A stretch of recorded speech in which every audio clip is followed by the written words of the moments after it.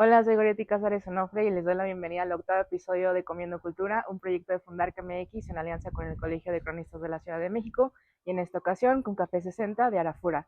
El día de hoy estamos en la colonia Popotla, en la Ciudad de México, y nos acompaña Rodrigo Hidalgo, que es periodista, investigador y difusor de la historia de la Ciudad de México. Rodrigo, bienvenida. Muchas gracias, es un gusto estar con ustedes. Muchos saludos a todos, a todas, y muchas gracias aquí a Marta y a Pancho que cultivan este fantástico lugar y además que nos prestan para esta transmisión.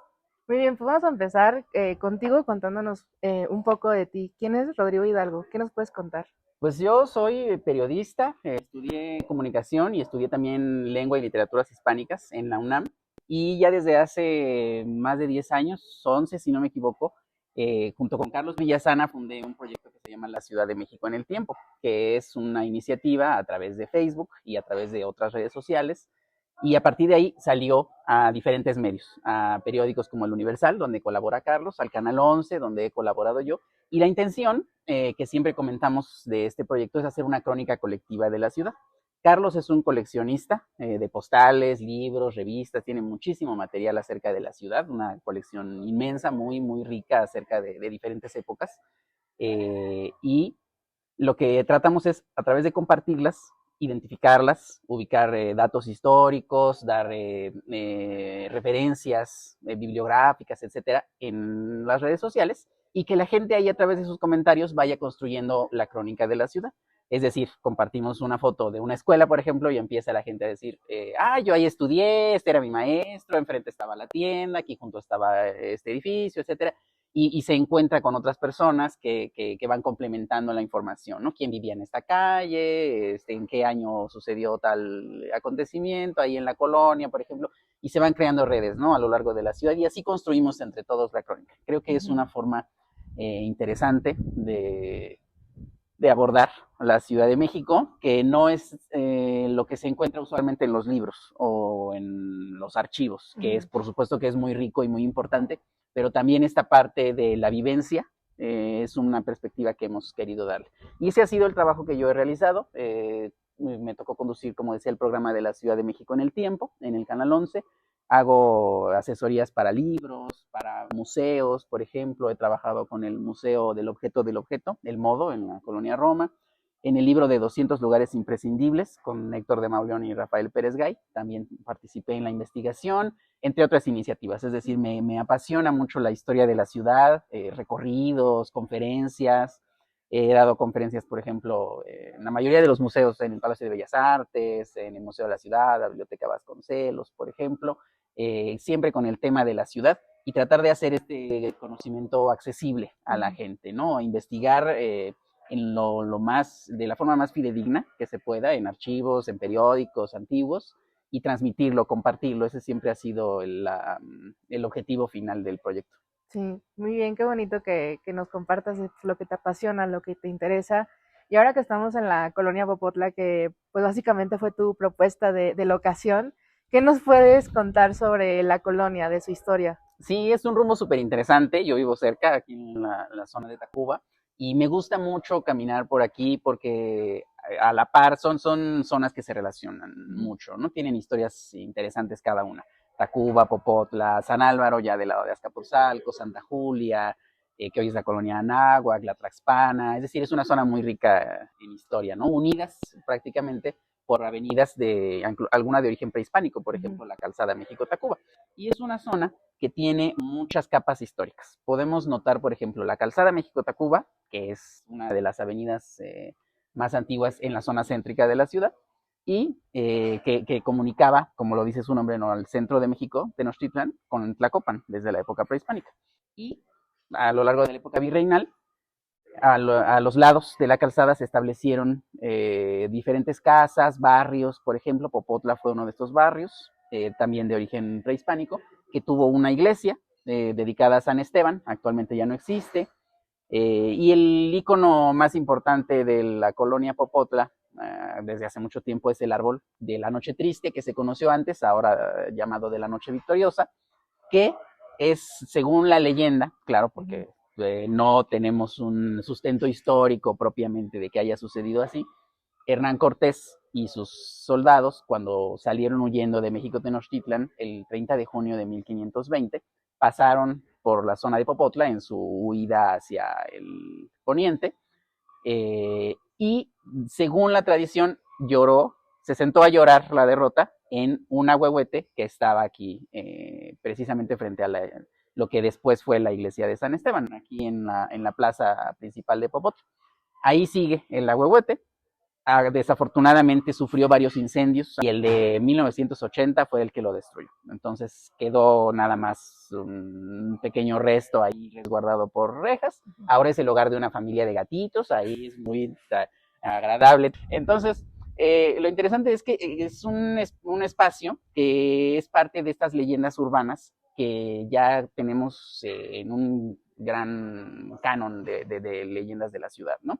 La Noche Triste.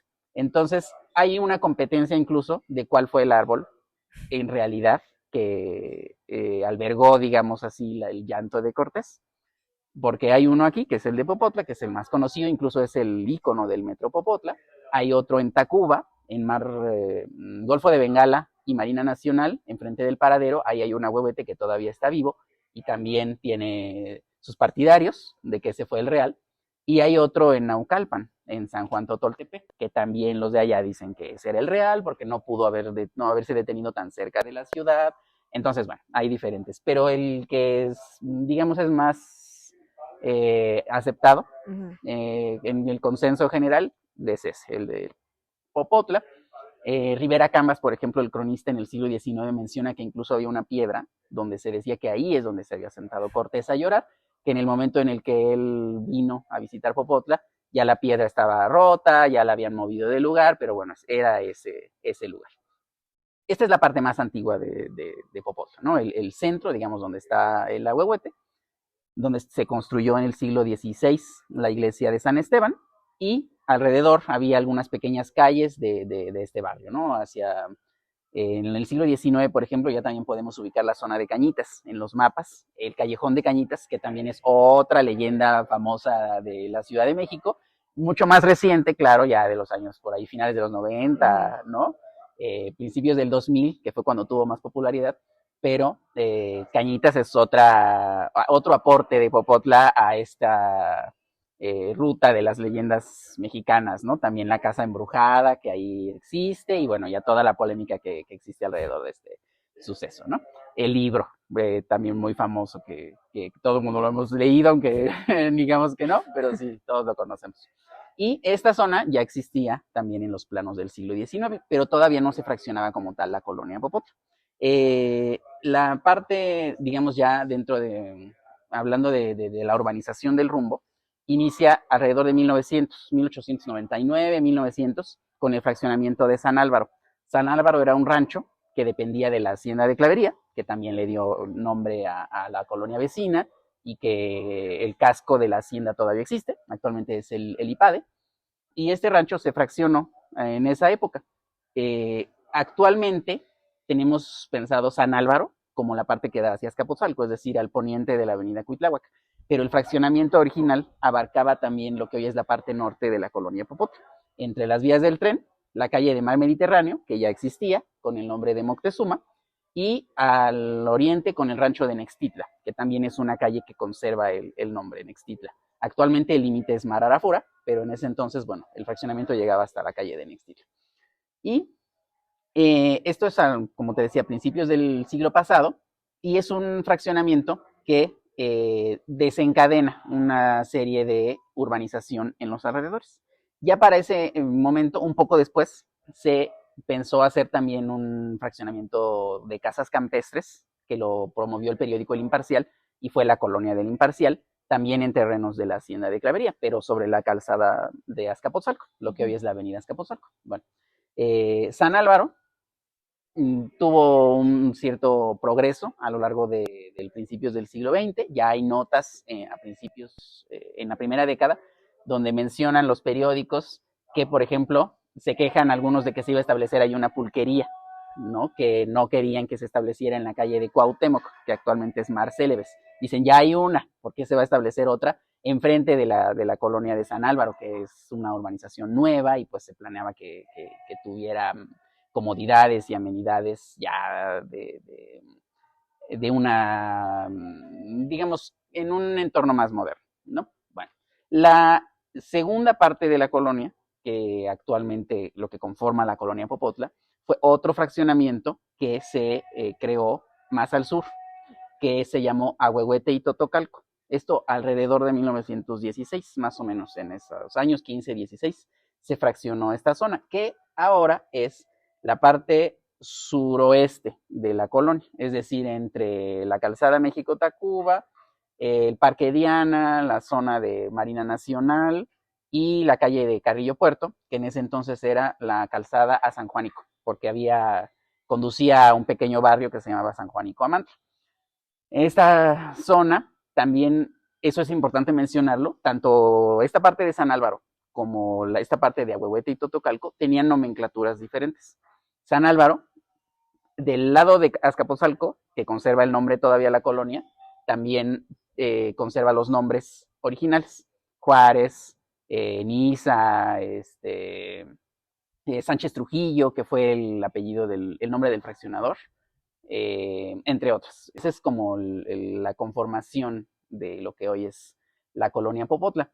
Y como símbolos tiene algunos edificios interesantes, por ejemplo, el edificio de la Biblioteca Pública Popotla, que está aquí en Mar de la Sonda y Mar Mármara, que tiene en el interior un mural de Arnold Belkin, un muralista de los años 80, cuando realizó esta obra, que tiene la temática de la conquista, la llegada de los conquistadores al Nuevo Mundo. Es un mural muy interesante que se puede apreciar todavía en el interior de la biblioteca. Entonces, bueno, Popotla es una zona que concentra muchas capas de la historia, que tiene tanto símbolos modernos como la Casa de Cañitas, por ejemplo, o como el Colegio Militar, también es parte de la colonia Popotla, el Colegio Militar que se construyó en 1910 y originalmente fue la sede de la Escuela de Maestros, y ya para 1920 se convierte en el Colegio Militar, y actualmente ya es la rectoría de la Universidad del Ejército. Ahí, por ejemplo, lo podemos ver incluso en películas. Hay películas donde están ambientadas en el Colegio Militar. Una de las más famosas es Cuna de Valientes, ahí con Valentín Trujillo. Es una película muy mala, pero vale la pena verla por el lugar, que es muy interesante. Y aparecen otras, por ejemplo, Islas Marías con Pedro Infante. Hay otra muy viejita que se llama Dos Cadetes, también aparece el Colegio Militar, es otro de los símbolos de la zona. Y pues sí, como te decía, es un lugar que además conserva diferentes ambientes, digamos, a la hora de que uno lo recorre, se da cuenta de que se fraccionó en diferentes épocas. Entonces hay la parte que tiene todavía cerca del árbol de la Noche Victoriosa, que tiene todavía algunas calles con el trazo original, que es este trazo irregular, sinuoso, ¿no? El Callejón de la Noche Triste, por ejemplo, que está ahí junto, y hay otras donde se nota ya perfectamente la urbanización, como es este lado, que es el lado norte. Entonces, bueno, hay mucho de qué platicar acerca de la zona de Popotla, personajes que han vivido aquí, por ejemplo, Manuel Ramos, el fotógrafo, tenía su casa aquí en la calle de Cuauhtémoc, que actualmente es Mar Célebes. El compositor Felipe Llera, por ejemplo, que es quien compuso aquella canción de La Casita, ¿no? Que de dónde amigo vengo, de una casita que tengo. Precisamente dicen, ¿verdad?, que se refería a Popotla. Quién sabe, o sea, a lo mejor se refería a una casita de campo, no sé. Pero él vivía en Mar Mármara, en la calle, y actualmente un pequeño parque que se encuentra en Mar Arafura y Mar Egeo lleva el nombre de Felipe Llera, precisamente en honor a este compositor. Y pues también zonas por visitar en Popotla, digo, es una zona muy agradable para caminar. Es una zona donde además se conserva todavía un ambiente de comunidad. Es decir, sale uno y la gente sale a pasear a su perro, la gente se conoce, ¿no? Hay negocios de toda la vida, hay una tortillería, por ejemplo, en la esquina de Mediterráneo y Célebes, que es muy famosa entre los vecinos y que incluso en el Museo Nacional de la Acuarela, allá en Coyoacán, hay una obra donde está retratada. Entonces, bueno, tiene muchos detalles que van saliendo, aparte de, por supuesto, la historia misma que tiene la calzada México-Tacuba. Sí. Pues muy interesante, pues toda esta historia muy breve también, muy concisa que nos cuentas de la colonia y también cómo nos describes cómo ha evolucionado la colonia en sí, ¿no? La zona. Ahora, tomando en cuenta esto que nos platicas, ¿cuál crees que es la relevancia de la colonia Popotla para el resto de la Ciudad de México?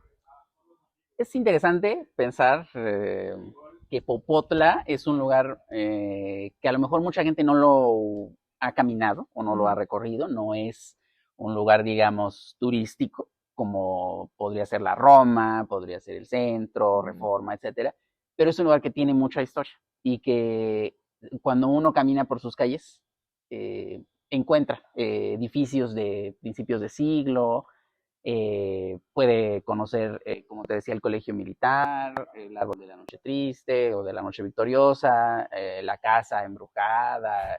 Es decir, sí tiene como muchos símbolos, ¿no? ujú. Que prácticamente la mayoría de la gente en la ciudad los ubica. Incluso el símbolo del metro Popotla es el árbol. Y recientemente, por ejemplo, estuvo en, digamos así como que en boca de todos, ¿no? En las noticias, con este cambio de nombre, de que era el árbol de la noche triste y lo renombraron como Mm. árbol de la noche victoriosa. Entonces creo que sí tiene, es un lugar que vale la pena conocer, que vale la pena caminar y que además actualmente con esta influencia que ha tenido el nuevo Polanco en toda esta zona, la ha tenido para bien y para mal, por supuesto, pero es una zona que también se ha renovado. Ujú. Hay nuevas propuestas de comercios, de espacios habitacionales, por ejemplo, en la zona, y es una zona además muy segura para caminar. Yo creo que invitaría a quien no la conoce a recorrerla porque tiene mucho por caminar. Sí, también pues muchísimo por conocer como estos sitios como cotidianos, pero también escondidos dentro de la colonia, ¿no? Sí, Que nos dices que podemos visitar y que pues seguramente los ubicamos para que podamos venir acá a conocerlos. así es. Ahora, hablando otra vez de la colonia que pues básicamente tiene su origen en la época prehispánica, podríamos decir que la colonia Popotla, la zona de Popotla, es pues uno de los pueblos como originarios, por así decirlo, por la época prehispánica. ¿Cuál es la importancia de conocer y difundir estos pueblos originarios de que estuvieron dentro de la Ciudad de México? Que pues algunos sí se conocen y otros no tanto. Creo que es muy importante conocerlos, sobre todo recorrerlos y difundirlos, porque son espacios que conservan tradiciones muy antiguas, procesiones, celebraciones patronales, ¿no? De santos, etcétera. Aquí, desafortunadamente, el culto original que era San Esteban ya no existe. Entonces no hay como tal un ambiente de barrio, de pueblo originario. Ujú. Sin embargo, fue reemplazado por la iglesia, que es la Virgen del Pronto Socorro, y eh, sí creo que es un aspecto que distingue a la ciudad, ¿no? El crecimiento de la ciudad, que fue desde lo que hoy es el centro histórico hacia las periferias, fue absorbiendo a estos pueblos. Y fue en muchos casos este mismo crecimiento y dependiendo de su ubicación, ha transformado su identidad, la ha cambiado, ¿no? La ha desaparecido en algunos casos. Ejemplos muy recientes, Joco, que está amenazada, ¿no? Con estos proyectos que se crean en los alrededores, por ejemplo. Sin embargo, es precisamente esta iniciativa que tienen los vecinos y que tienen los habitantes de la zona de rescatar la Ujú. historia y las tradiciones de los pueblos. Lo podemos ver en muchos lugares que existen estas resistencias urbanas, como te mencionaba en Joco, en muchos pueblos de la zona urbana de la Ciudad de México, que no creo que no es rechazar los cambios en la ciudad, digo, son inevitables, ¿no? Las ciudades se transforman con el tiempo, sino que no se pierda, o sea, no, que no sean desplazados por Ujú. una nueva población que los olvide o los relegue, ¿no? Sino que son iniciativas que buscan que convivan de forma armónica y respetuosa. Entonces, eso creo que es parte muy importante de conocer la ciudad también, conocer no solo sus lugares turísticos, sino también los espacios populares y que tienen una larga historia. Claro. Ahora que mencionas tradiciones, me viene a la mente la gastronomía, ¿no? Que finalmente la gastronomía es parte de la cultura y las tradiciones, pues una comunidad, ¿no? En el caso de la gastronomía mexicana, pues de todo el país, pero en casos particulares, tal vez a lo mejor en Colonia Popotla no lo vemos tan, de una manera tan distinguida, pero ¿tú cuál crees que sería la relación entre el territorio y cómo se desarrolla la gastronomía? Creo que en muchos casos la misma geografía de los lugares termina la gastronomía de los pueblos o de los barrios o de las colonias, ¿no? Ujú, Eh, Actualmente tendemos a ver la Ciudad de México, incluso con este nombre que ya no es Distrito Federal, sino que es Ciudad de México, como un solo ente. ujú. Entonces decimos, bueno, da lo mismo que sea Xochimilco, a que sea Azcapotzalco, a que sea Iztapalapa. Y no, cada zona tiene sus características geográficas, incluso diferente clima, ¿no? Sí. Hay veces que decimos hace más calor de esta zona o en esta otra, diferentes rasgos que la caracterizan y eso también va modificando la gastronomía de cada lugar. Hay espacios dentro de la ciudad que todavía tienen como platillos típicos, incluso. Y algunos de tradición más moderna, por ejemplo, decimos el caldo tlalpeño Mm. o los caldos de indianilla, que ya son iconos más modernos. Pero sí, también son parte de de esta misma identidad que caracteriza a los diferentes espacios que conviven dentro de una misma ciudad, porque la ciudad no es uniforme ni homogénea, sino que hay muchas ciudades dentro de la ciudad, desde pueblos originarios hasta espacios más modernos. Tlatelolco, por ejemplo, la unidad es una ciudad que tiene sus propias características dentro de la Ciudad de México, ¿no? Entonces, sí que es interesante identificar esos rasgos y tratar de que no acabar con esa diversidad, en este caso gastronómica y de muchos tipos que existe en la capital. Muy bien, muchas gracias por tu reflexión, Rodrigo, y también por todo lo que nos compartiste acerca de la colonia, que pues seguramente a muchas personas les va a llamar la atención para que vengan a conocerla y también es Café 60 en Arafura, que pues es también un lugar bastante especial acá en la zona, que ahorita Martita nos va a comentar al respecto. Y pues muchas gracias por acompañarnos en este octavo episodio de Comiendo Cultura. Muchas gracias a ustedes, muchos saludos y claro que sí, aquí para recorrer Popotla, cualquier día es bueno. Gracias. Ahora nos encontramos con Marta León, una de las fundadoras de Arafura, que nos va a contar un poco de qué es Arafura y en qué consiste y qué es lo que hacen.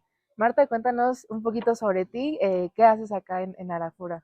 Arafura es una residencia de investigación artística que abrió sus puertas el año pasado. Lleva un año nada más. Este sueño comenzó hace 15 años más o menos porque soy gestora cultural desde hace 25 y me he dedicado a hacer proyectos culturales muy diversos. De ahí que comenzamos la idea y esta casa es de mis abuelos que recién construida la casa la compraron en 1950.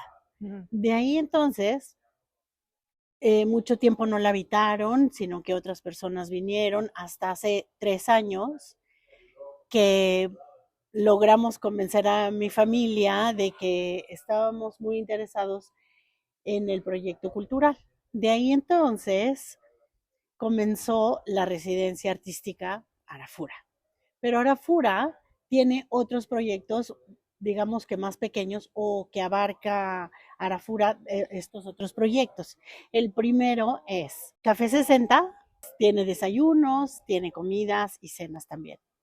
Tenemos el otro proyecto muy importante también que se llama El Jardín de la Esperanza. Es de Cristina Ochoa, una artista visual que hizo una investigación muy exhaustiva alrededor de las plantas endémicas y no nada más endémicas, sino medicinales. Y eso fue lo que nosotros aquí plantamos. También está el proyecto de la biblioteca pública, es una biblioteca especializada en arte y otro de los proyectos que también tenemos es las residencias culinarias y residencias de proyectos que podemos nosotros albergar aquí en el espacio. Todos nuestros esfuerzos están centrados en nuestros vecinos, que nuestros vecinos sean los beneficiados. Entonces, para eso es muy importante para nosotros poder escucharlos. Qué bonito, qué padre que tengan en la colonia pues este centro cultural, ¿no? Contemporáneo que ofrezcan también sus servicios a la comunidad. Ahora, hablando de Café 60, ¿de dónde surge la propuesta gastronómica que ofrecen? A partir del jardín, cuando con Cristina Ochoa hicimos este jardín, esta investigación, poco a poco también empezamos a buscar las recetas que estaban vinculadas a estas plantas. Entonces, muy pronto, nuestra carta se volvió como una especie de farmacia, ¿no? O sea, que echábamos mano de las plantas para hacer nuestras recetas. Y como las plantas son medicinales, termina entonces, por ejemplo, tenemos que cocinamos con aceite de aguacate, que tenemos la sal de Colima, que todos nuestros productos nosotros los hacemos, nosotros los procesamos y entonces también podemos darle a nuestros vecinos cuando quieren hacer una fiesta, cuando quieren celebrar algo, nosotros podemos también hacer un menú especial para ellos, ¿no? Pero te digo que siempre estamos vinculados al Jardín de la Esperanza.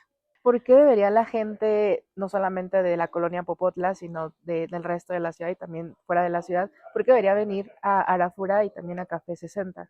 Tenemos muchas ventajas. La primera es que es un espacio en el que estamos procurando y armamos un espacio seguro para ser libre. Es muy importante para nosotros que todos se sientan bienvenidos. Entonces, esa es como la base, la principal. Nuestro segundo punto fundamental es el cuidado. Buscamos que, que el cuidado sea lo que nos una, lo que nos haga conversar y de alguna manera construir juntos. La tercera es pues nuestra biblioteca. También tenemos el jardín, que también hacemos nuestros recorridos, hacemos talleres no nada más de cocina, sino también de cómo hacer tus propios medicamentos.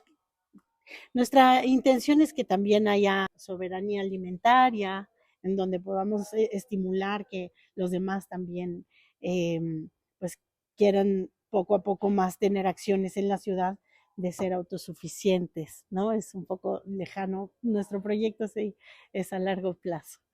Y sobre todo, aquí ya existe una comunidad que disfrutan del café, del ajedrez los sábados, que tenemos siempre, por ejemplo, avistamiento de aves ahora el domingo 20, que también vamos a hacer la exposición de un levantamiento de árboles de Popotla que hizo otra maestra que vive aquí a un lado en colaboración con sus alumnos de Azcapotzalco.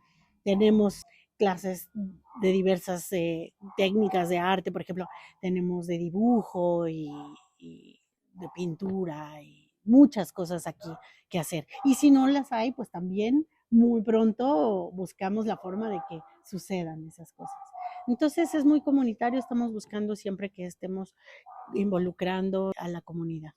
Sí, y tienes mucha razón.